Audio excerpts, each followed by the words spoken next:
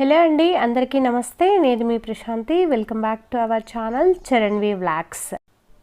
ఇవాళ నేను మీకు ఈ వీడియోలో ఎంతో రుచికరమైన స్నాక్ ఐటమ్ అయితే చూపించబోతున్నాను. మాక్రోనీ పాస్తాతో మన ఇంట్లోనే కుర్కురేలు, కరకరలాడే కుర్కురేలు ఎలా తయారు చేసుకోవాలో మనం ఈ వీడియోలో చూసేద్దాము. ఇలా తయారు చేసుకున్న కుర్కురేని మనము 2 months వరకు స్టోర్ చేసుకొని పెట్టుకోవచ్చండి. సో ఇప్పుడు మనం ప్రాసెస్లోకి వెళ్ళిపోదాము. ఇక్కడ నేను పాస్తాని 1 cup తీసుకున్నానండి. ఇవి మెనీ షేప్స్లో దొరుకుతాయి. ఇక్కడ నేను ఎల్బో షేప్ తీసుకున్నాను. మీ ఇష్టం ఏ షేప్ అయినా చూస్ చేసుకోవచ్చు, బట్ ప్రాసెస్ అయితే ఇదే. సో ఇప్పుడు మనం ప్రాసెస్లోకి వెళ్ళిపోయే ముందు నాదొక చిన్న రిక్వెస్ట్. మన ఛానల్ని మీలో ఎవరైనా ఫస్ట్ టైం చూస్తున్నట్లయితే ప్లీజ్ సబ్స్క్రైబ్ చేసుకోండి. Thank you. సో స్టవ్ పైన కడాయి పెట్టుకొని అందులో మనం పాస్తా తీసుకున్న బౌల్తో 2 బౌల్ల వరకు వాటర్ తీసుకొని, ఇది వాటర్ అంతా కరెక్ట్ మెజర్మెంట్ ఏం కాదండి, జస్ట్ అప్రాక్సిమేట్గా తీసుకున్నా సరిపోతుంది. బట్ మినిమం 2 bowls అయితే వాటర్ ఉండాలి, అంటే 1:2 రేషియోలో తీసుకోవాలి. ఇలా వాటర్ మరిగే టైంలోనే 1 స్పూన్ ఆయిల్ వేసుకోవాలి. ఇలా ఆయిల్ వేసుకున్నట్లయితే మనకు పాస్తా మొత్తం అతుక్కపోకుండా ఉంటుంది. ఇందులోనే టేస్ట్కి సరిపడా ఉప్పు వేసుకున్నట్లయితే రుచి చాలా బాగుంటాయి, కుర్కురేస్ చాలా బాగుంటాయి అన్నమాట. సో మనకు ఉప్పు పట్టేస్తుంది కాబట్టి ఉడికే టైంలో చాలా రుచిగా ఉంటాయి. సో ఇలా బాగా మరగాలి వాటర్ అయితే. మధ్యలో ఒకసారి అలా కలిపేసేయండి. సాల్ట్ వేసాం కదా, సాల్ట్ కలిసేలాగా, లేదంటే అడుగున కొంచెం అంత గట్టిగా అయిపోతుంది.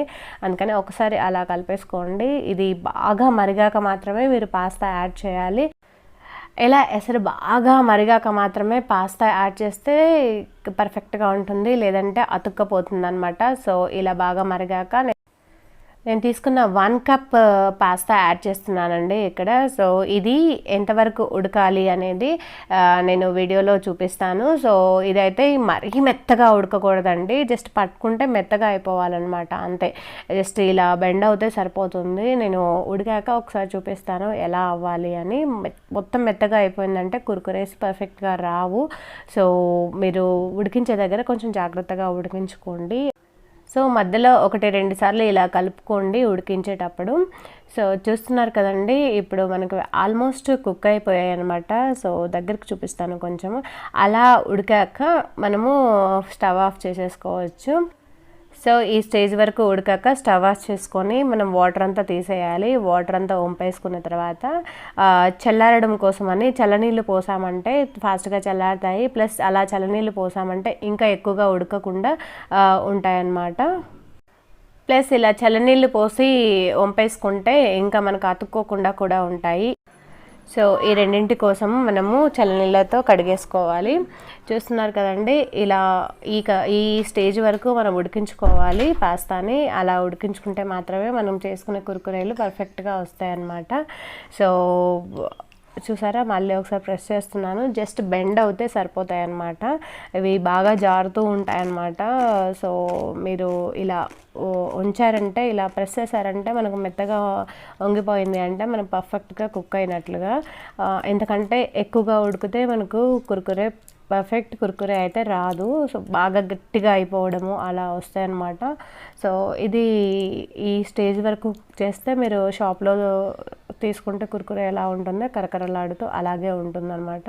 సో ఇక్కడ నేను 1 స్పూన్ వరకు కార్న్ఫ్లోర్ యాడ్ చేస్తున్నాను. మీ దగ్గర కార్న్ఫ్లోర్ లేకపోతే మైదా అండ్ బియ్యం పిండి యాడ్ చేసుకోండి. ఇది చేయితో కలపకండి, నీళ్ళంతా బాగా డ్రైన్ అవుట్ చేశాక మాత్రమే కలుపుకోండి స్పూన్తో. ఇలా ఒకసారి టాస్ చేసేయండి. చేయితో మాత్రం కలపకండి, చేయితో కలిపేస్తే మొత్తం అతుక్కపోతుంది అనమాట. సో పిండి ఇంతే వేయాలి అని అయితే లేదండి, ఇది మొత్తం కోట్ అయ్యేలాగా, మొత్తం మన పాస్తాకి పట్టేలాగా మనం పిండిని అంటే డ్రై పౌడర్ని అయితే కలిపేసేయాలి. నేను ఇక్కడైతే ఒక పెద్ద స్పూన్ వరకు కలిపాను, నాకు సరిపోయింది. ఇలా పాస్తాకంతా పిండి పట్టేసిన తర్వాత కింద మనకు మిగిలిన పిండిని జల్లి పట్టేసుకుంటే సరిపోతుంది. ఇప్పుడు స్టవ్ పైన కడాయి పెట్టేసుకొని అందులో డీప్ ఫ్రై కోసం ఆయిల్ మరగబెట్టుకోవాలి. సో ఆయిల్ మరిగాక మనం రెడీ చేసి పెట్టుకున్న పాస్తాని కొంచెం కొంచెంగా వేసుకొని ఫ్రై చేసుకోవాలి. సో ఇది ఆయిల్ క్వాంటిటీ ఎక్కువగా తీసుకుంటే ఎక్కువగా వేసుకోండి. ఇలా బబుల్స్గా వస్తుందన్నమాట, భయపడనక్కర్లేదు. ఇది ఫ్రై అవుతుంది, కొంచెం చిటపట కూడా ఉంటుంది. సో అందుకనే కొంచెం జాగ్రత్తగా ఫ్రై చేసుకోండి ఫ్రై చేసేటప్పుడు. బట్ వేసిన వెంటనే టర్న్ చేయకండి, మనం వేసిన కోట్ అంతా ఆయిల్లోకి వెళ్ళిపోతుంది. సో 2 నిమిషాల తర్వాత టర్న్ చేసుకోండి. ఇలా వేసాక ఒక 2 మినిట్స్ తర్వాత టర్న్ చేసుకోండి, లేదంటే చెప్పాను కదండి పిండి అంతా ఆయిల్లోకి వెళ్ళిపోతుంది. చూసారా, ఇప్పుడు 2 మినిట్స్ తర్వాత టర్న్ చేసుకుంటే పిండి మొత్తం మనకు పాస్తాకి మ్యాక్రోనీకి పట్టిపోయింది.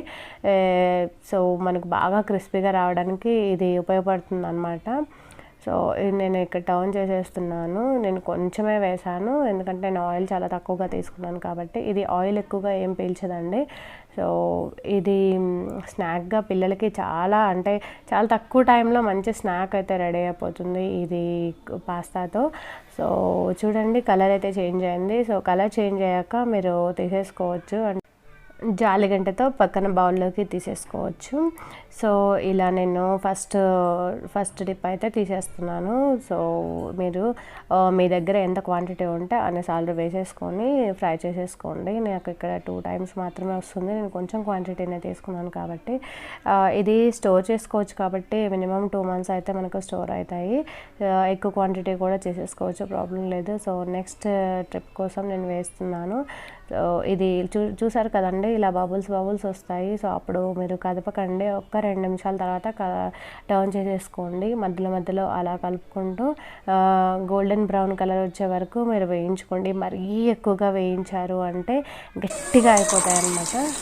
సో చూసారా ఎంత కరకరలాడుతూ వచ్చాయో, సౌండ్ చూస్తే తెలిసిపోతుంది కదా చాలా పర్ఫెక్ట్గా వచ్చాయని.